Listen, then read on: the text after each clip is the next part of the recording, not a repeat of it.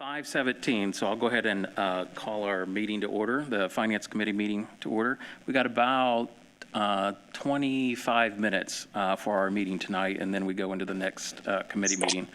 So just want to get through a couple items real quick tonight, and thoroughly, but review and hear from the city on a few things. So we have in front of us two proposals. Proposal number 12, 2022, which is appropriating additional funds and amending the 2022 budget with respect to the local road and street fund. And then proposal number 15, 2022, adopting a new schedule of rates and charges for services rendered by the City of Lawrence Water Utility to reflect the repeal of the utility receipts tax effective July 1, 2022. And Kathy is with us. She's on Zoom. So she is there, so I wanted to get that on the record as well. So we'll just start with item number 1 on our agenda, which is proposal number 12. I think it was emailed out to us, and so everybody should have a copy of that, but I don't know much about it, so is there anyone from administration that would be able to speak to it tonight? Thank you, Sheree. Thank you, Tyler. Sri Venugopalan, city engineer. So this is we are requesting an appropriation of $250,000, primarily for two things. One is to get started on the design of the project, the roundabout project at 75th and Oak Landon. Probably some of you are aware that earlier this year we got awarded around $1.7 million through MPO for constructing a roundabout at 75th and Oak Landon. So this is, the construction is 80% funded through MPO. So it's just a great way to supplement some local money to that. So this appropriation will help. The project is getting constructed in 2025, but through the federal process, it literally takes 2 to 3 years to get through the process.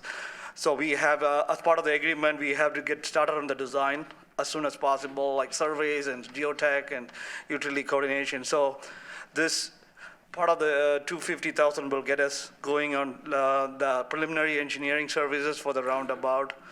And also a small portion of this $250 will go towards, I've been working with Councilor Rustam Araf on putting a pedestrian crossing around Bogey Drive, right by Bogey Drive across 56th Street, which is a high pedestrian intersection. 56th Street is not a stoppable and not a stop there. So in order to put that crosswalk there, we need to put flashes and do some sidewalk work and all that stuff. So part of my conversations with Councilor Rustam Araf was city will fund half of the money and the council and the HOA will fund the other half. So some of this appropriation, based on my discussions with her, will be going towards that as well. Okay. Are there any questions for Sheree? Yes, I have. Yeah, please go ahead. Here. Is there any way we can get an itemized, because you just told us, but it's not itemized in the proposal. Is there any way that we can get an amendment or get it itemized so we know where the 250 is going? Yeah, I think I think there was some emails that went back and forth with Councilor Rustam Araf because she was the sponsor of it, and I kind of itemized how much will be going towards the roundabout and how much would be going towards the the pedestrian in case the council is. So yeah, I think we can right now. I think based on my email, it was around $225,000 towards the design and $25,000 towards the pedestrian crossing.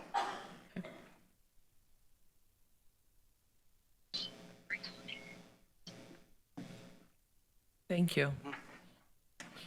Councilor Giles, do you have any questions? And I believe Councilor Russell just joined us via Zoom. Hello. Hello. She is there. So we're talking about, Councilor Russell, to catch up, proposal number 12. And Sheree gave us an overview of that, and we're just going through some questions now with that. Does anybody else have any questions? Tyler is here. He can talk about the appropriation, the financial side of that, and where we are now, and why we are coming to this. So, Tyler. Thank you. So just kind of a brief recap on 2021. So we ended the year with a net revenue of 361,000. So in 2021, we were kind of anticipating the gas tax, which is our main funding, or the only funding source for this fund, to decline. It had started to bounce back. So in 2021, we had $879,000 in gas tax revenue. That was up almost exactly 70 grand from 2020. So we're starting to see a recovery from the 19 drop off that happened, and we saw that in 2020. So we are recovering from that, and that was a good thing to see. We kind of anticipated it, prepared for it in the budget, and that actually preserved the fund balance. So we did run a net revenue of 361,000, ending last year with 929,000 in the fund. So we do have the funding on hand to handle this additional appropriation. So the funding for this isn't out of the general fund, it's out of the Correct. This is the local road and streets. It's from the local roads and street fund. local roads and street fund, yeah.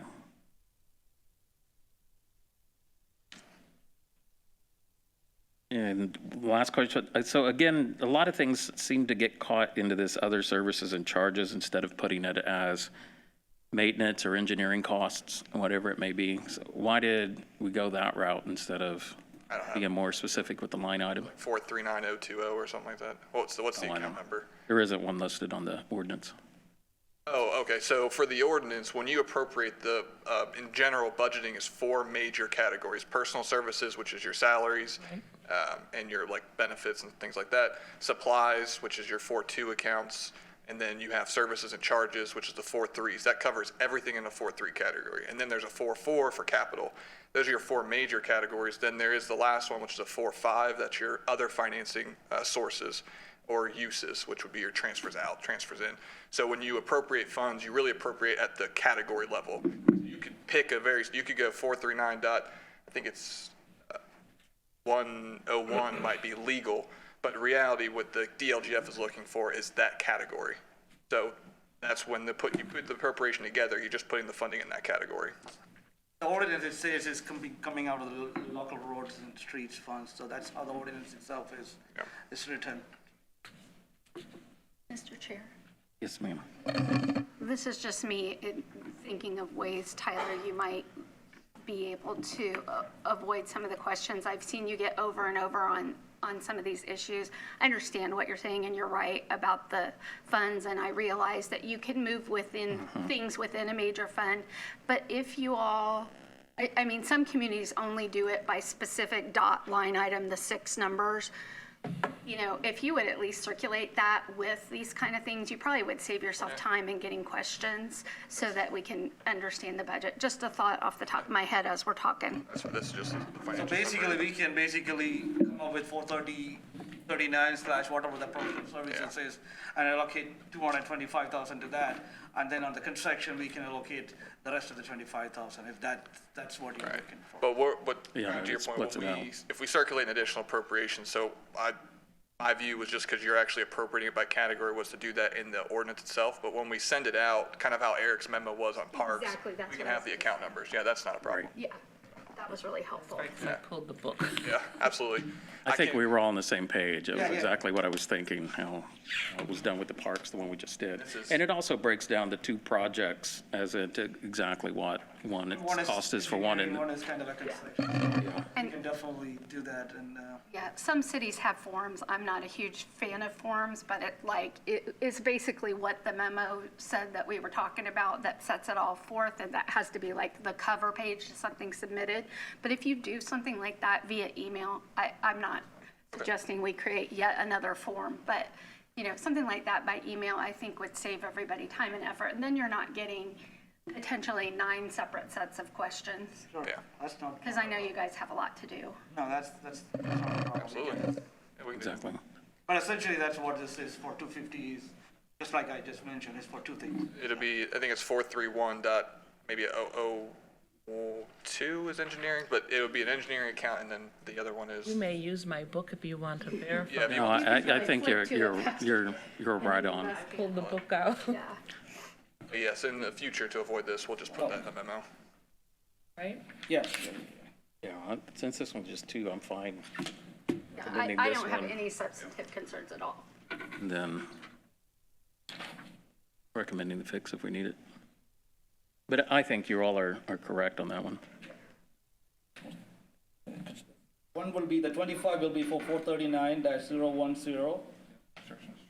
And then 431-002 will be the 225. Okay.